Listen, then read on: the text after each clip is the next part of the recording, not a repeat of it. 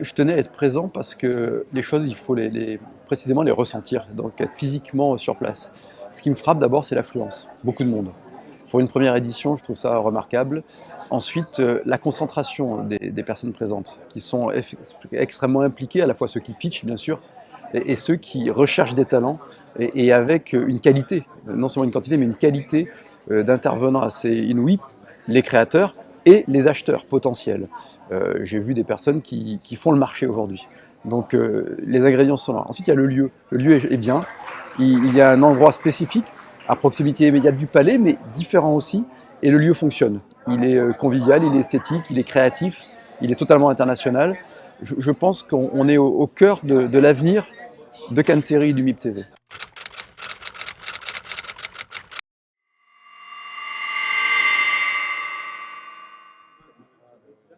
Notre ambition, c'est de faire avec Cannes Série le plus grand festival international de la série. Et pour cela, il faut qu'il y ait une fertilisation croisée entre plusieurs ingrédients. Une sélection de qualité, c'est le cas, je crois que chacun reconnaît. Une rencontre populaire, et c'est le cas aussi avec Cannes Addict. Et puis une interaction avec les professionnels. Et c'est pourquoi on tenait à être adossé au MIP TV, qui est un magnifique et immense marché des professionnels des contenus audiovisuels, comme le MIPCOM en octobre, aussi à Cannes, et aussi organisé par Inmidem. Et c'est cette interaction positive, chacun est dans son champ de compétences différent, dans sa souveraineté, Cannes Série, MIP TV, mais il y a une fertilisation, un renfort mutuel.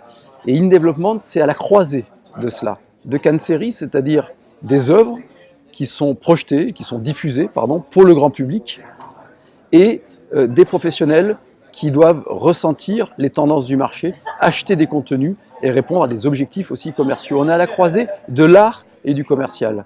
C'est ça une série. C'est une œuvre, c'est comme un film. C'est une œuvre artistique lorsqu'elle est bien faite, mais c'est aussi un produit. Et les deux dimensions doivent se retrouver. Et c'est pourquoi je pense que l'enjeu il est majeur, parce qu'avec In-Development, on a les nouveaux talents, les meilleurs talents qui sont sélectionnés, qui sont ici présents et qui vont faire l'art de demain et le marché de demain.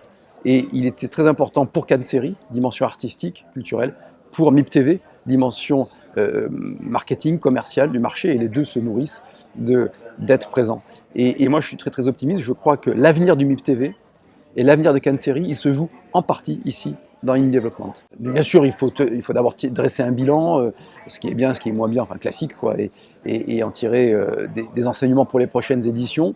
Il faut qu'on arrive à rester sélectif tout en étant ouvert à tous les créateurs, donc continuer à progresser encore dans les modalités d'identification des talents et de sélection des talents, mais il y a aussi la dimension technologique. On voit bien avec l'accélération des supports, avec la convergence des supports, avec la montée en puissance de l'algorithmie et de l'intelligence artificielle, que la capacité de création et ensuite la capacité de diffusion, d'expression, de transmission, de partage, de commercialisation vont être bouleversés. Donc il faut que le développement soit le lieu qui accompagne ces montées en puissance des talents humains individuels, qui sont la base de tout. La base, c'est l'acte de création individuelle, mais également en connexion avec les nouveaux modes de production, de partage, de diffusion et de commercialisation.